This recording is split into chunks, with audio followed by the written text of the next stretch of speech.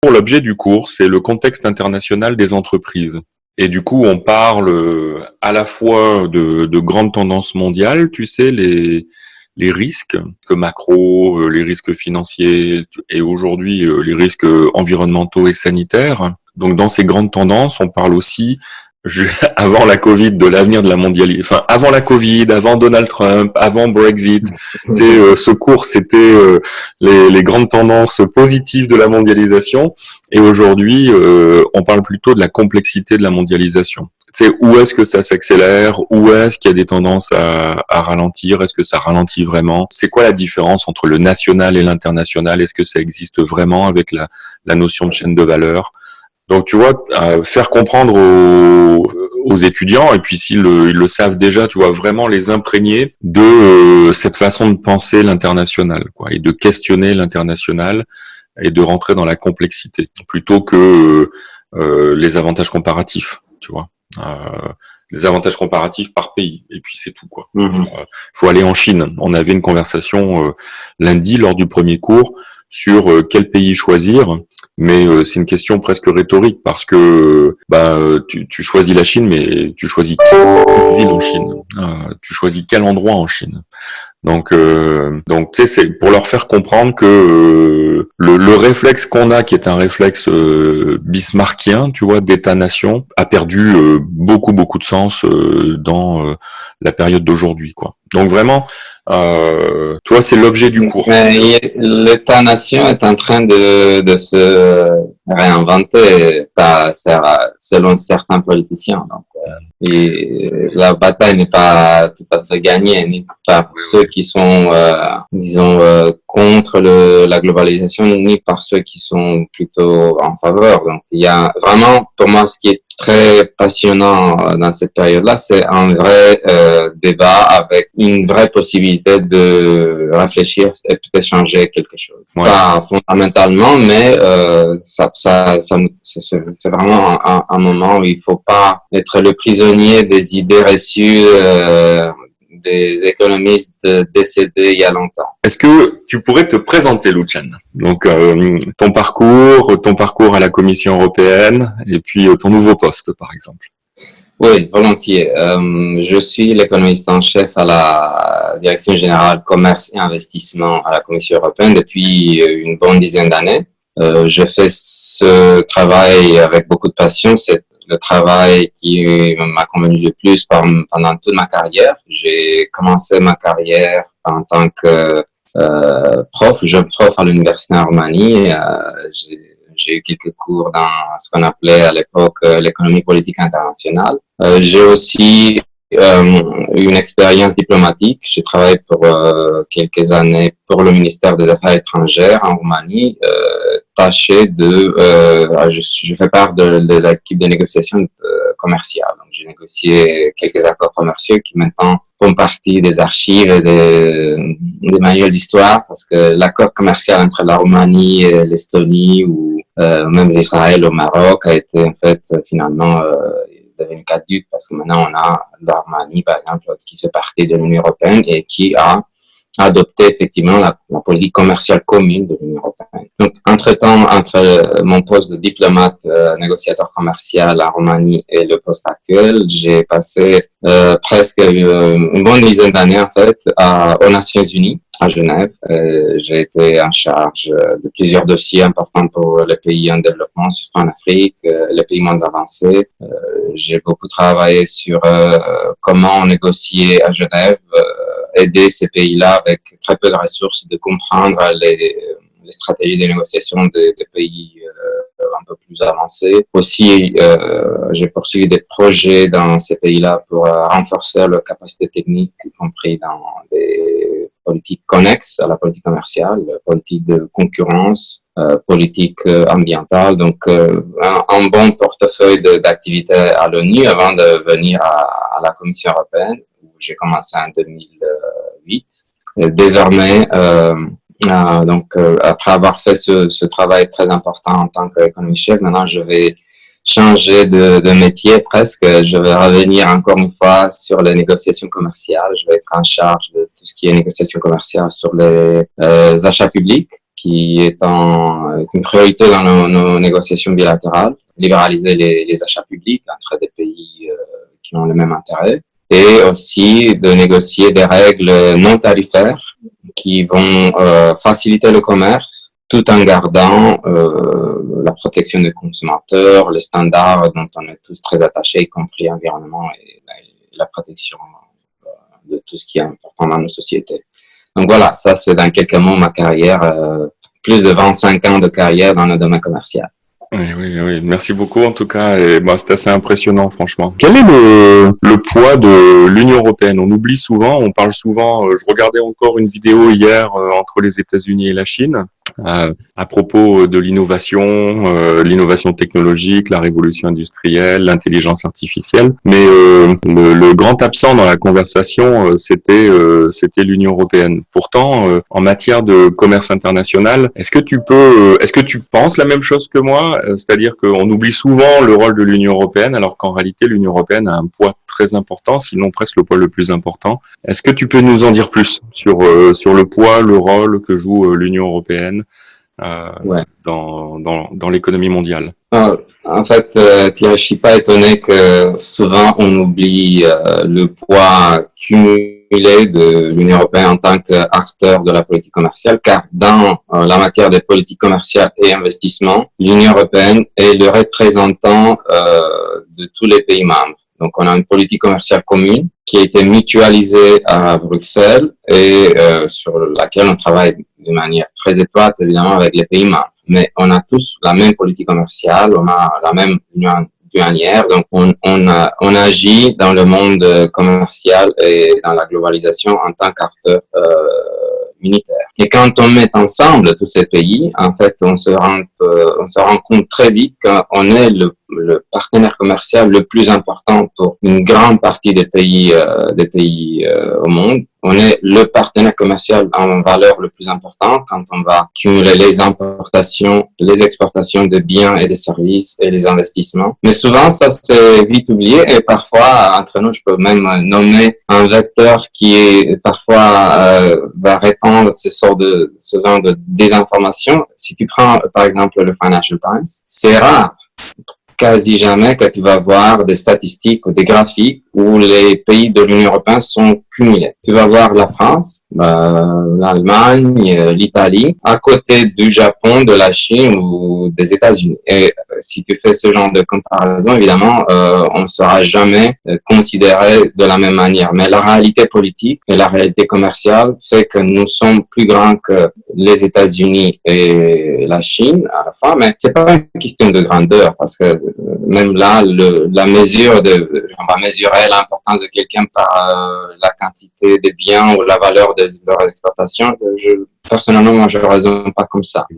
On avait une question d'un parlementaire récemment qui disait « Dites-nous qui domine le monde commercial actuel, c'est les États-Unis ou la Chine? Ou bien ça devrait être l'Europe qui devrait dominer le monde commercial ?» Alors, je dis, il ne faut pas imaginer le monde commercial qui est dominé ni par les États-Unis, ni par la Chine, ni par l'Union européenne. Le monde actuel est dominé par les chaînes de valeur ajoutée. C'est ça qui domine la réalité économique. C'est ni nous, ni un tel pays. On est tous très interdépendants dans un système commercial extrêmement bien rodé où chacun a besoin des produits importés. D'ailleurs, j'étais en train de réviser pour un événement cette semaine à l'OMC. C'est la journée mondiale des petites et moyennes entreprises exportatrices. C'est un très, très grand événement. Je vais faire une présentation sur le nouveau rapport qu'on a sorti récemment sur l'importance des petites et moyennes entreprises en Europe pour notre compétitivité commerciale. Et ça aussi, c'est un coin d'ombre. Les gens s'imaginent que le monde du commerce international est dominé par quelques multinationales qui sont méchantes et qui n'ont intérêt qu'à faire du profit. Mais la réalité est un peu différente. Et on pourra en parler par la suite si t'intéresse. Absolument. Et tu soulèves un point important qui est celui des chaînes de valeur. Et les chaînes de valeur, en tant que prof, en fait, c'est un concept qui nous permet de déconstruire la réalité du commerce international par rapport aux définitions politiques des pays. Et du coup, on parle plus d'Allemagne, de Japon, mais on parle de la chaîne de valeur qui s'inscrit, oui, géographiquement, parce que les entreprises et leurs filiales et leurs partenaires ont des assises géographiques, mais ça nous permet de bien faire comprendre aux étudiants la différence entre l'intégration commerciale et la différence que ça représente par rapport à la définition politique qui est le pays. Et on comprend mieux les dynamiques du coup mondiales et la complexité du monde d'une certaine façon, grâce à ce concept-là. Donc c'est effectivement, tu mets le doigt sur un concept qui est très important. Le rôle, tu parlais des politiques non tarifaires.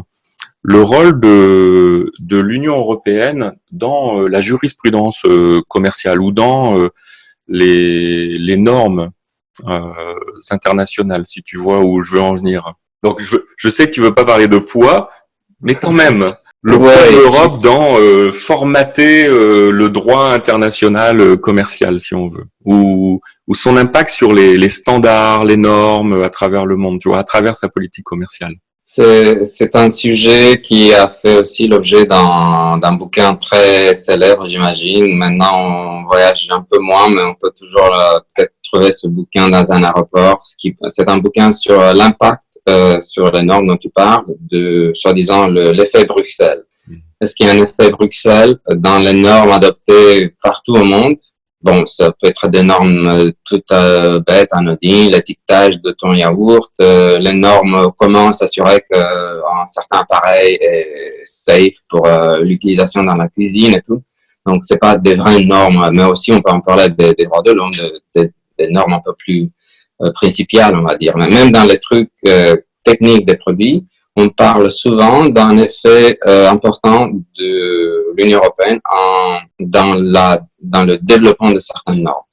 Et je pense que, bon, si on croit à l'analyse faite par cette prof très réputée, il y a un certain effet par le simple fait que l'Union européenne, comme on a dit tout à l'heure, a un marché énorme. Et toute entreprise dans un petit pays qui a intérêt à être présente dans un marché comme l'Union européenne a aussi intérêt à suivre nos normes. Il y a un deuxième aspect qui fait que les normes européennes sont très proches des normes internationales. Il y a beaucoup d'analyses qui démontrent que les normes internationales et les normes européennes ont tendance à être très très similaires. Soit on adopte les normes internationales s'ils existent, elles sont bien faites, qui correspondent à nos besoins, soit souvent parce qu'on a la capacité d'innovation, c'est des entreprises qui développent de nouveaux produits, et avec ces nouveaux produits, il y a des nouvelles normes, de nouveaux standards, et ces standards-là deviennent internationaux. Et donc un standard international, souvent, à la base, peut être un standard développé en Italie ou en France ou en Allemagne. Et donc c'est un des facteurs qui me préoccupe beaucoup maintenant pour mon nouveau poste, qui fait en sorte que en fait ce genre de standardisation, c'est un facteur qui va promouvoir le commerce international, qui va faciliter le commerce international, y compris pour les petites et moyennes entreprises. Le meilleur exemple que je pourrais donner dans ce contexte Covid, c'est l'importance des standards pour s'assurer que des produits critiques qui ont été vraiment, on avait une pénurie de certains produits, des masques par exemple, ou des produits qui protègent les médecins, qui sont dans la première ligne contre la pandémie. On a facilité le nouveau entrant dans ce marché en faisant nos standards qui portent sur ces produits gratuits. On a fourni ces standards gratuitement à toute entreprise partout au monde qui voulait commencer à se réadapter à produire ce nouveau produit selon les normes qui correspondent à nos hôpitaux. Donc voilà un exemple d'un effet Bruxelles bienveillant. Non, absolument. Concrètement, quand tu dis on a rendu ces normes gratuites, comment ça s'est passé? Je suis une entreprise de Taïwan, chinoise, et je veux pénétrer le marché européen à la demande aussi, enfin de la demande européenne. Concrètement, ça se passe comment pour cette entreprise-là?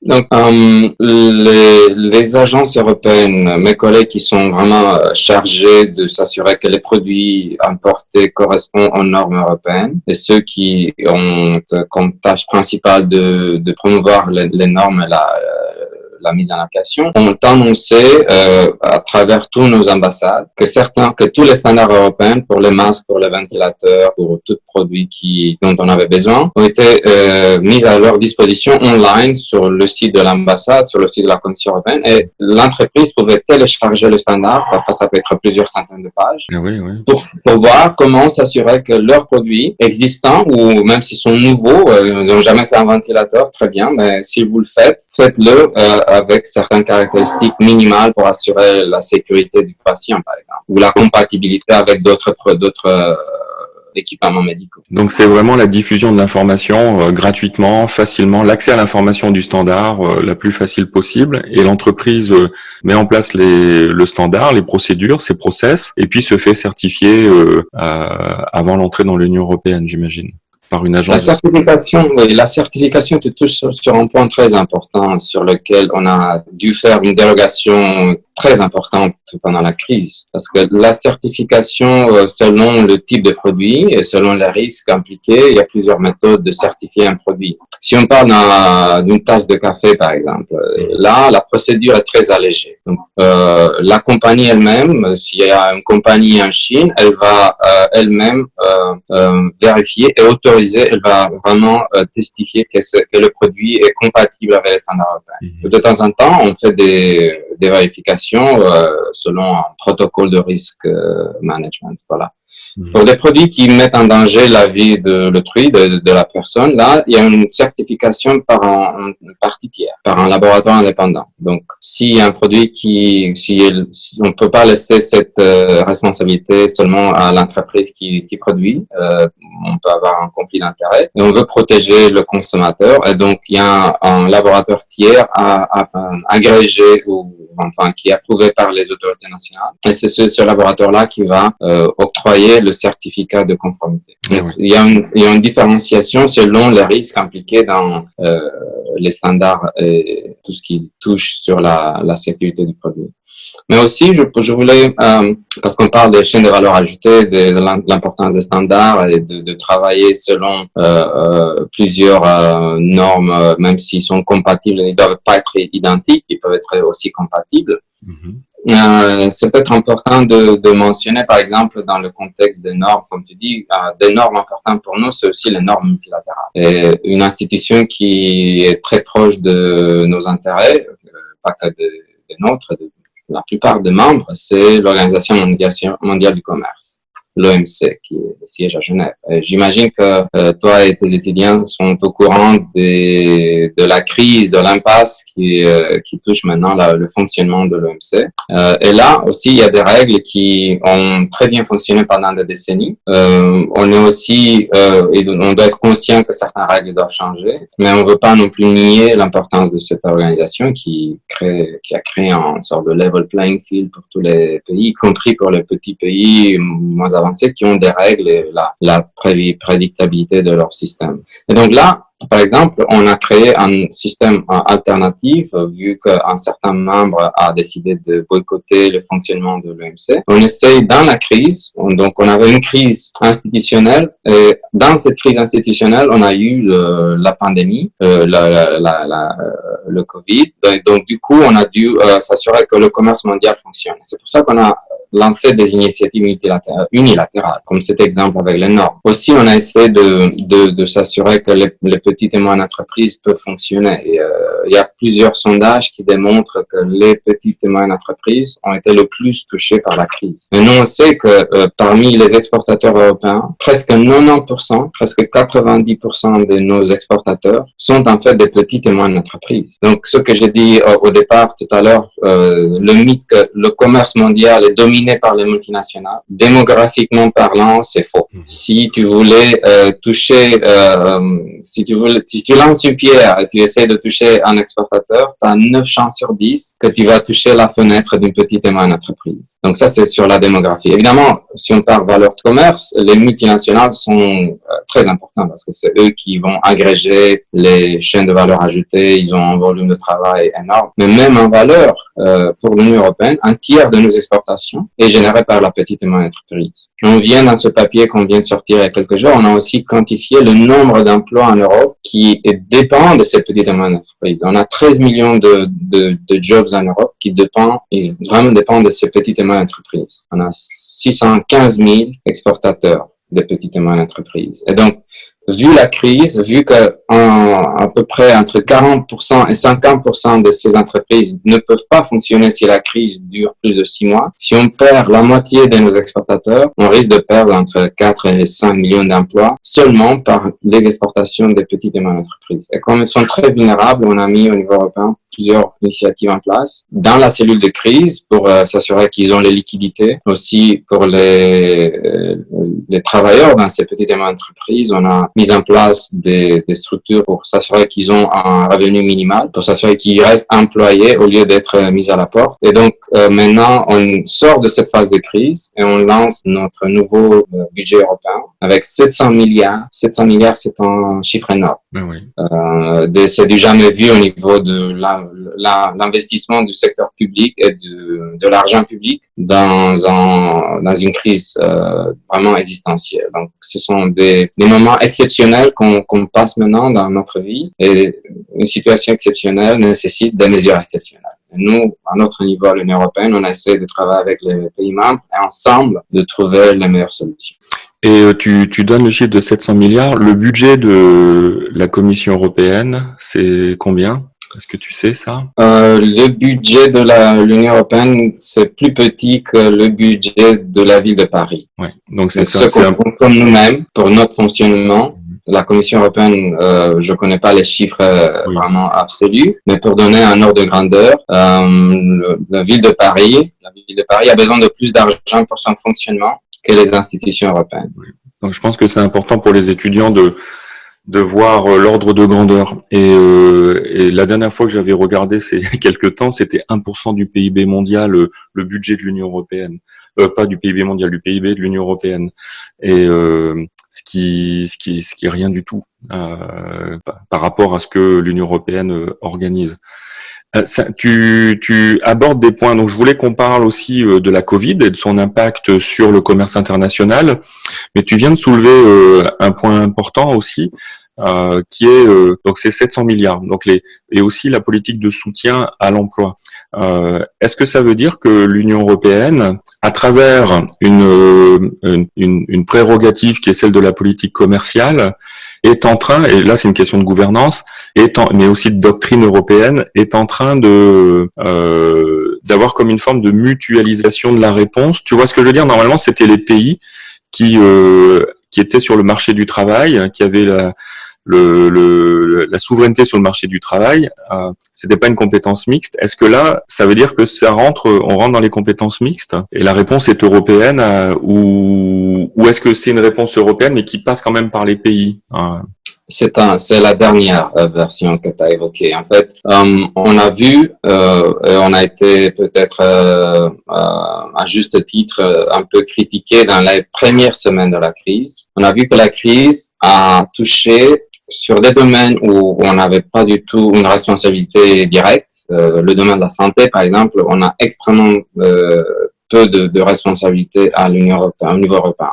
C'est une politique quasi nationale. Et on a vu qu'il y avait un pays en particulier, l'Italie, qui était énormément touché très rapidement d'une manière inattendue. Et donc, il y a eu plusieurs types de réponses. Il y a eu la réponse nationale de l'Italie, mais à un moment donné, ils ont été débordés. Et c'est normal. Tout autre pays aurait eu le même problème. Exactement. Il y a eu après une réaction, on va dire, un peu ad hoc des pays européens qui ont essayé eux-mêmes de manière bilatérale à aider l'Italie. Mais ça non plus n'a pas été suffisant pour résoudre le problème. Et du coup, vu la crise, on a pris la décision avec l'accord des pays membres, de vraiment lancer des initiatives qui sont toujours entre nous et les pays membres, mais qui vraiment font un travail du jamais vu jusqu'à présent. On n'avait pas un fonds européen ou une cellule de crise de coordination pour fournir du matériel d'urgence aux hôpitaux partout en Europe. Maintenant, on a des stocks européens. Ok. On a créé un nouveau instrument qui s'appelle Rescue. Donc, EU à la fin, c'est le symbole de la réponse européenne. Donc, Rescue pour l'aide d'urgence entre les pays. Et donc, il y a des stocks stratégiques un peu partout en Europe pour avoir cette géographie, la proximité géographique de chaque coin d'Europe, où on a maintenant alloqué un budget pour tout ce qui pourrait aider un pays dans une crise pareille. On a aussi donné une ligne budgétaire avec tout l'argent qui était dans les comptes européens, mais qui n'a pas été dépensé jusqu'à présent. On a réalloqué tout cet argent et on a créé une nouvelle ligne budgétaire qui s'appelle, maintenant il y a un nouveau instrument qui s'appelle SURE. En fait, c'est un acronyme qui indique la capacité des pays membres de refinancer le fonds de chômage. En anglais, c'est un acronyme qui fait SURE, donc c'est Unemployment Rescue at European Level. Et donc, un pays membre qui veut accéder à ces fonds, il va faire une demande, il va montrer comment l'argent est dépensé, combiné avec l'argent national, pour s'assurer que les gens qui ont perdu leur emploi à cause de la crise actuelle continuent de recevoir un revenu minimal, ou bien même de pouvoir être dans l'activité économique où ils sont le mieux placés pour être. Donc, ce sont des choses qu'on a inventées sur le champ. On a dû le faire. On n'a pas fait seul. Ce nouveau crédit pour le fonds de chômage européen a été adopté on l'a proposé. A été adopté par les co-législateurs, le Conseil européen et le Parlement européen dans 2 semaines. Ok. C'est du jamais vu au niveau, on a une certaine lourdeur procédurale, il y a des allers-retours. Donc, mais dans l'urgence, c'est quelque chose que je devrais d'ailleurs mentionner dès le départ. Ce qui m'a étonné personnellement le plus, c'était la solidarité entre les pays européens, quelque chose qu'on a souvent débattu si elle est à la hauteur de nos défis. Mais comme dans la situation Brexit, comme dans d'autres situations où on a une menace ou un challenge commun, on agit ensemble d'une manière très coordonnée. Et ça, c'est la force de l'Europe quand on est en crise. Parce que chaque pays tout seul va se retrouver comme l'Italie devant le virus. Écoute, c'est super important ce que tu dis là, et je suis très heureux d'avoir. Tu vois, je pensais pas que notre conversation allait aborder l'ADN de l'Europe, et c'est souvent ce qui est mal compris. Et ça fait des années dans mes cours sur l'intégration européenne que, quand je dis des années, ça fait 20 ans que je dis, et souvent à mes étudiants aux États-Unis, dans le début de ma carrière, qui me posaient la question de l'avenir de l'Europe. Et à chaque fois, et c'est normal, ils me prenaient une anecdote de quelque chose qui fonctionne pas. Et ils disaient, ben, ça va pas fonctionner l'Europe, parce que regardez, sur ce sujet-là, ça ne fonctionne pas. Et ma réponse a toujours été une réponse historique finalement, c'est de dire 1972, 1986, etc. Donc je sortais des dates où il y avait des crises majeures et je disais ben là le monde fait face à une crise majeure, les 2 chocs pétroliers, etc. Et au contraire, ça a été toujours à ces moments de crise majeure que le projet européen à l'époque a réellement fait des progrès. Et, et c'est vrai que malgré tout, j'étais très mal à l'aise avec cette argumentation en 2008. Parce que est-ce que c'était pas la crise de trop? Est-ce que c'était pas trop gros finalement la crise de 2008? Et, et avec les soucis de la Grèce, etc., les craintes qu'on avait sur l'Italie et du coup l'exposition des banques françaises notamment en Italie, puis allemandes, etc. Ouais. Est-ce que c'était pas la crise de trop? Mais finalement, des mécanismes, ça a évolué. Le fameux article de la Banque centrale européenne qui disait no bailout. Finalement, il y a eu des solutions alternatives qui ont été trouvées, le mécanisme européen de solidarité, etc. Donc même cette crise de 2008, qui était la plus grosse crise financière de la finance moderne, a fait que l'Europe a répondu positivement dans une intégration et une coordination plus forte. Et puis il y a eu le Brexit. Enfin, quand je dis il y a le Brexit, qui aussi a à menacer dans la rhétorique, je dirais, à menacer l'avenir de l'Europe. Ouais.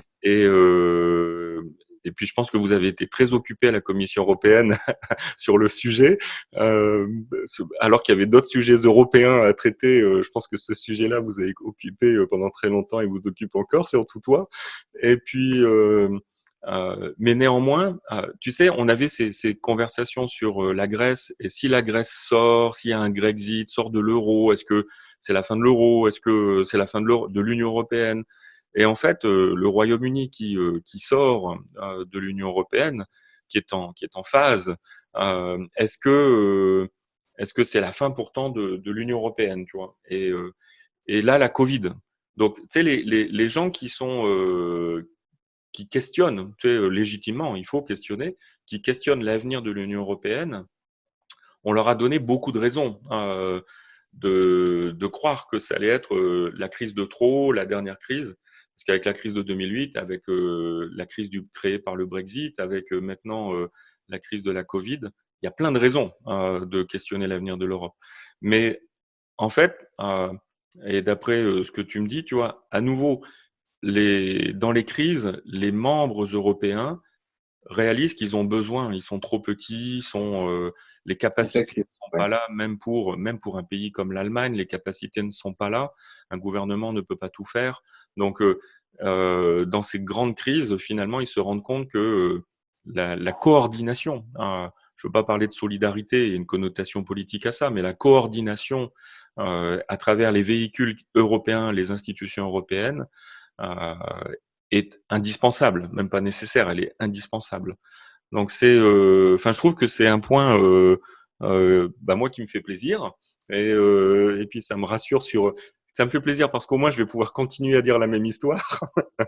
À chaque fois qu'il y a une crise, Bon. l'Europe progresse. Moi, C'est je intéressant. pense que oui. Maintenant, avec la crise, ce qu'on a vu vraiment, c'est pas seulement dans mon domaine étroit où je travaille, mais plus largement dans ce qu'on appelle le projet européen. C'était vraiment clairement une volonté politique de s'assurer que l'Europe reste forte. N'oublions pas que sur la scène mondiale, on a plus de menaces que de bonnes nouvelles. Mhm. Le plus grand allié de l'Union européenne depuis sa formation a changé un peu d'attitude. La Chine, on peut le considérer comme un partenaire commercial avec des difficultés même dans ces domaines, mais n'est pas un allié politique vu les divergences sur plein de domaines, y compris au niveau orientation politique, les principes, les valeurs, etc.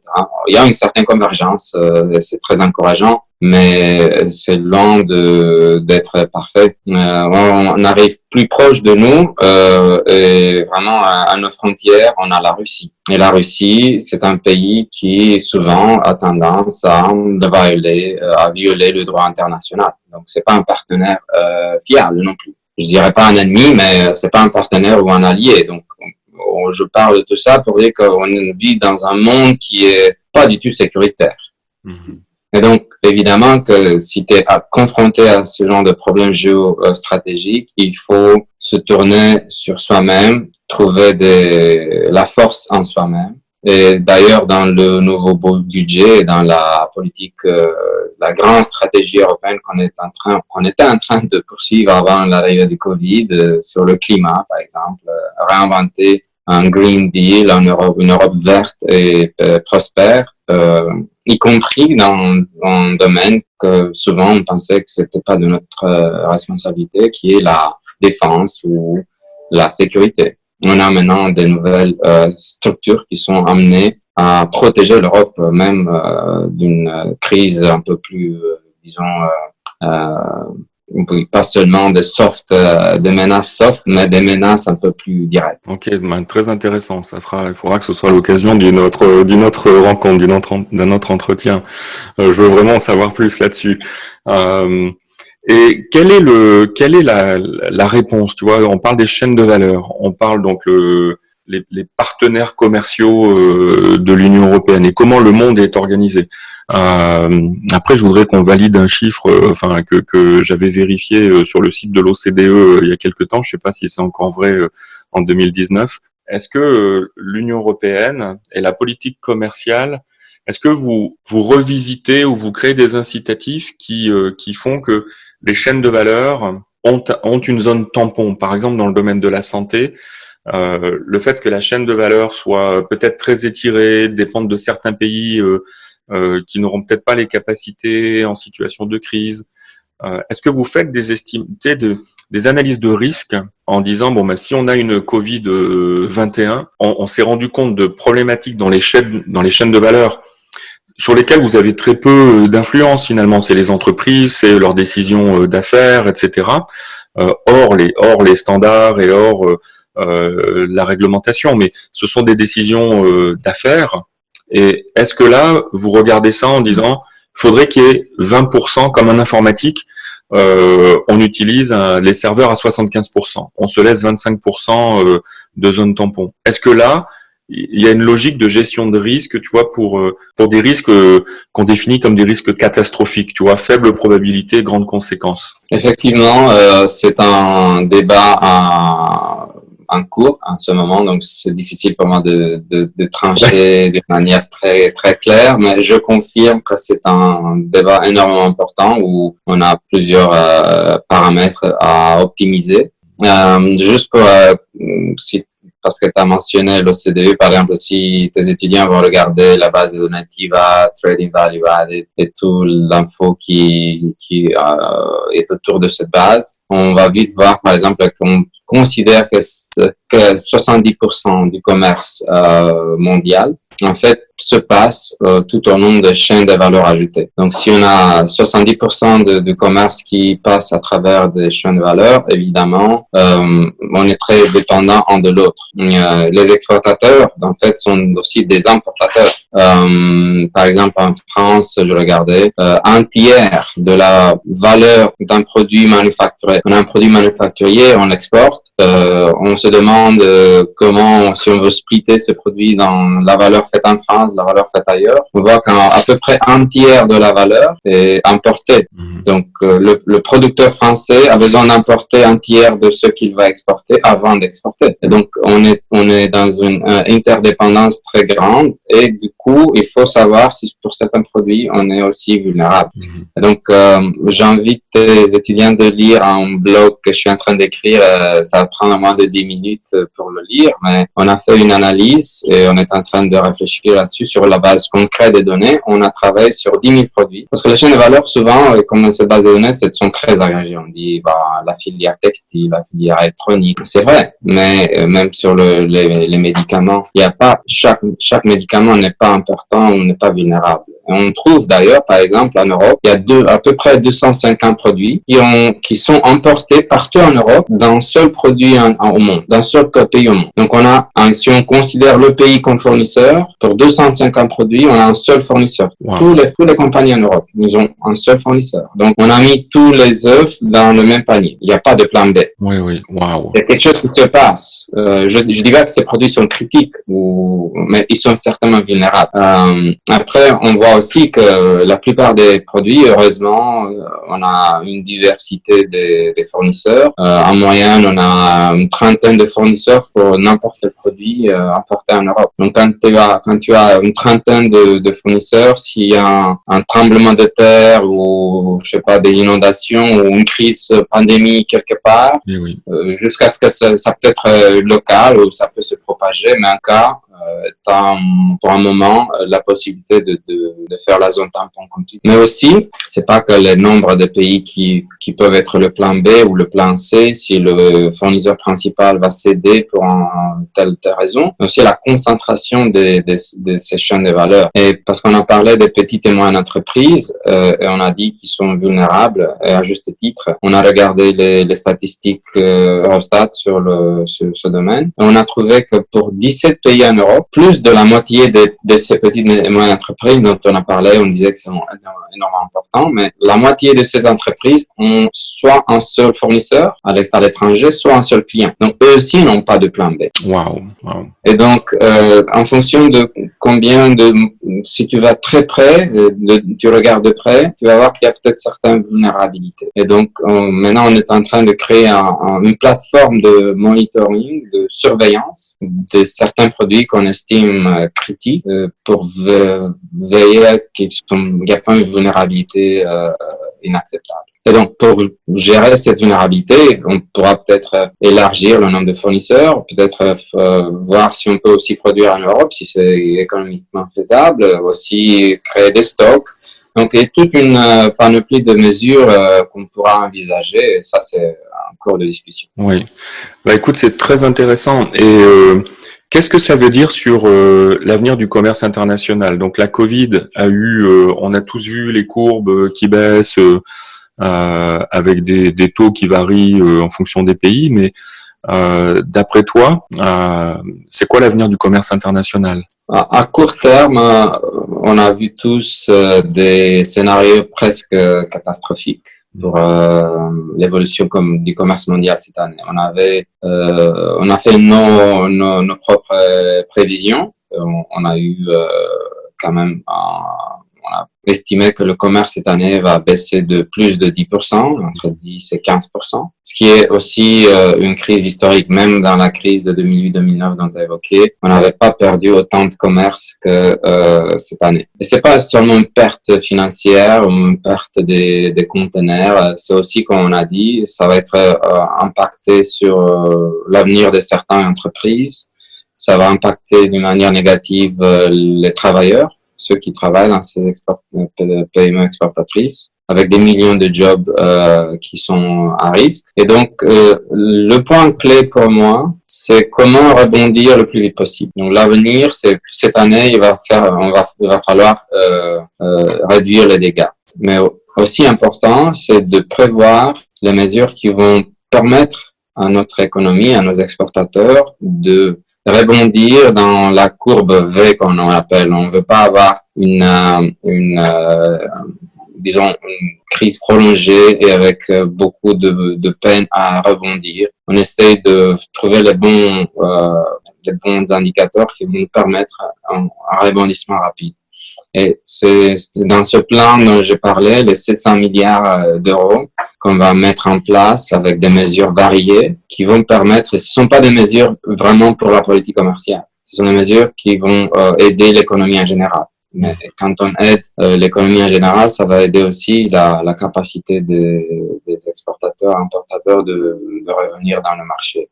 On va déjà, par exemple, le commerce avec la Chine a commencé à augmenter d'une manière très très vite, surtout nos importations de la Chine. Parce qu'en Chine, la plupart des entreprises sont à 100%.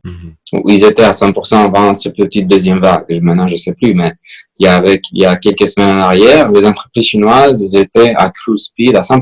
Et nous, on a profité de ça. C'est l'avantage d'être dans un monde intégré. Si chez nous, il y a la crise, mais les Chinois ont déjà passé le cap de la crise, on profite de ça et on va importer plus parce qu'on aura besoin. Et aussi, nos exportations peut-être vont finalement, avec un petit lag, avec un petit hystérisme, on va aussi continuer à rebondir. Donc, ce sont des bons signes en quelque sorte. Même l'OMC, avec leur scénario catastrophique de 30%, 32% baisse du commerce mondial. Ils ont révisé maintenant, tout à l'heure, il y a quelques jours, on dit oui, le scénario catastrophique va pas se produire, nous sommes plus optimistes que d'habitude. Non, absolument. Et ça me fait penser tu avais écrit un article towards firm level, c'était quoi le titre? C'était Trade Policy Analysis 2.0, aller vers firm level data. Et ça permet peut-être tu peux nous en dire plus de l'argument. Il y avait deux arguments que je trouvais, en particulier que je trouvais forts dedans, et là tu viens de mettre le doigt dessus, c'est que la politique commerciale finalement, c'est difficile de différencier la politique commerciale des autres politiques. De plus en plus, la politique commerciale, elle est reliée à même ce qui se passe à Liège, ce qui se passe à Rennes, etc. Il il y a la politique de l'emploi, la politique commerciale, la politique sanitaire aujourd'hui. C'est évident que tout ça rentre dans des zones grises, se chevauche et doit être coordonné. Puis le deuxième argument qui ressortait, c'était la nécessité d'avoir des données au niveau des entreprises. Pour que les gens réalisent l'importance du commerce international, même pour leur entreprise à eux, dans laquelle ils travaillent, mais aussi parce que les données sont, comme tu le mentionnais, pour les médicaments, l'industrie pharmaceutique. C'est l'industrie pharmaceutique, ça veut presque rien dire. Il y a tellement de choses, il y a des choses il y a des molécules importantes, des molécules qui le sont beaucoup moins. Donc, est-ce que tu peux nous en dire plus sur cet article et les arguments que tu avais développés pour que les étudiants comprennent que ce dont on discute, c'est des entreprises en réalité. On discute pas d'un pays, on discute vraiment de commerce international parce que c'est les entreprises qui font le commerce international. Effectivement, c'est l'un des atouts de mon poste actuel. J'essaie de profiter au maximum de cette cross-fertilisation entre le milieu académique et le milieu policy making. J'ai été vraiment inspiré par un papier écrit par des chercheurs français sur l'importance des données commerciales au niveau entreprise. Et eux, ils ont dit, ce sont pas les pays qui exportent, ce sont les entreprises qui exportent. Et moi, je me suis dit, quand j'ai lu cet article, je me suis dit, qu'est-ce que ça veut dire pour quelqu'un qui est vraiment au milieu de la politique commerciale? Qu'est-ce qu'il faudrait changer? Donc, depuis 2013, on a fait un sacré chemin à introduire cette logique Trade Policy 2.0 dans plusieurs instruments commerciaux.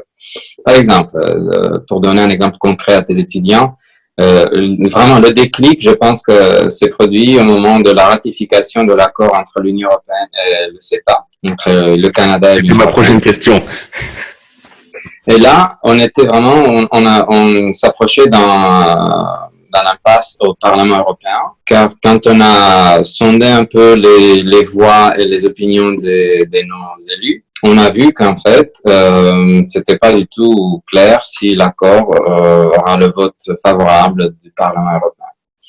Et donc, on s'est dit peut-être que, en quelque sorte, c'est lié à une manque d'information. Et donc, avec ces données d'entreprise, ce qu'on a fait, je suis très fier, c'est l'une des choses dont je suis le plus fier dans ma carrière, c'est d'influencer une décision cruciale de la politique commerciale avec des données, ce qu'on appelle evidence-based policy making.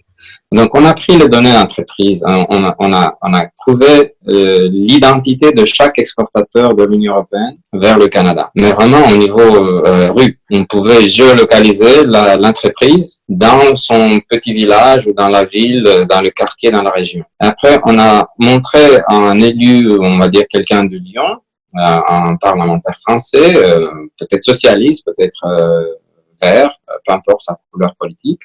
On lui a montré qu'il a été élu par les gens de cette région et que dans cette région, il y a, on va dire, 200 ou 2000 entreprises qui exportent vers le Canada et qui, derrière eux, il y a 10 000 personnes ou peu importe le nombre d'employés et il y a un chiffre d'affaires, il y a des barrières commerciales actuelles qui les empêchent d'exporter. Et que si on ratifie l'accord, tous ces gens-là vont immédiatement bénéficier.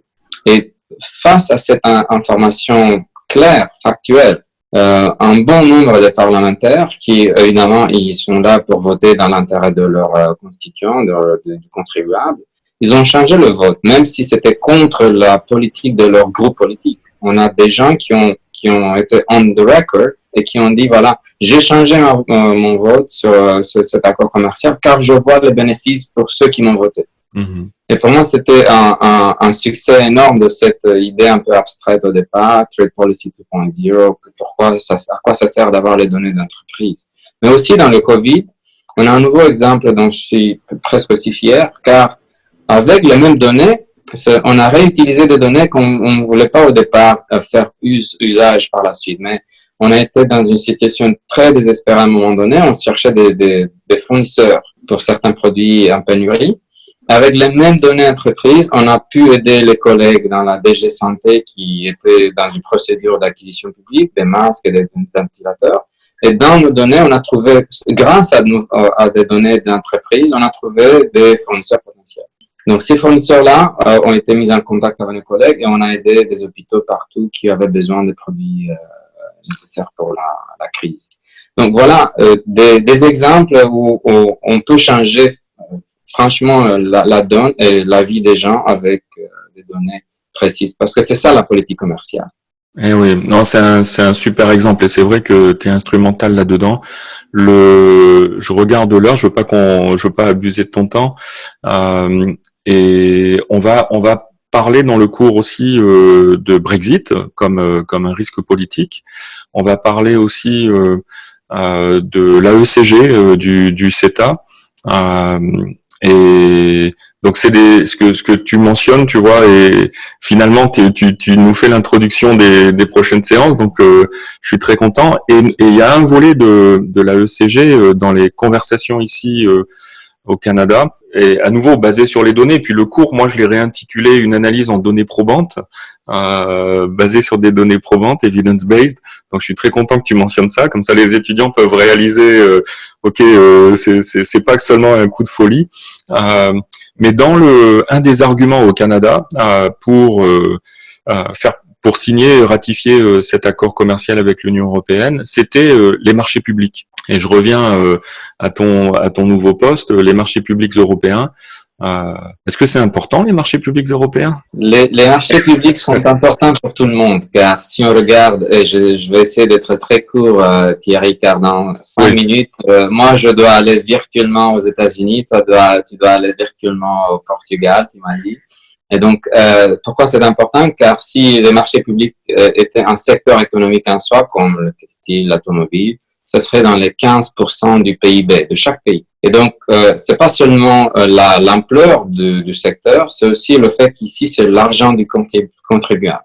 Donc, on a un devoir de s'assurer que l'argent est optimisé dans sa dépense. Et donc, on peut avoir ces résultats avec un système ouvert où on va favoriser la concurrence. Et la concurrence peut être aussi favorisée par le fait qu'il n'y a pas que les entreprises du coin, mais aussi des fournisseurs qui ont peut-être une offre mieux adaptée, qui viennent de l'étranger. Et nous, on a poursuivi cette approche depuis longtemps. Au départ, au sein de l'Union européenne, on a un marché unique pour les achats publics, mais aussi avec nos partenaires. Je suis très fier de dire que l'accord CETA, c'est parmi les pionniers des accords commerciaux avec des disciplines dans le domaine qui ont été vraiment le gold standard, on va dire, pour plusieurs années. Qui a déjà, même, tu dois le savoir aussi, qui a aussi stimulé un débat au Canada. Grâce à cet accord, le Canada est devenu plus intégré au niveau achat public, car il y avait des barrières même entre les provinces. Et comme l'accord donnait un accès privilégié à une entreprise française au Québec par rapport à une entreprise de Toronto ou vice-versa.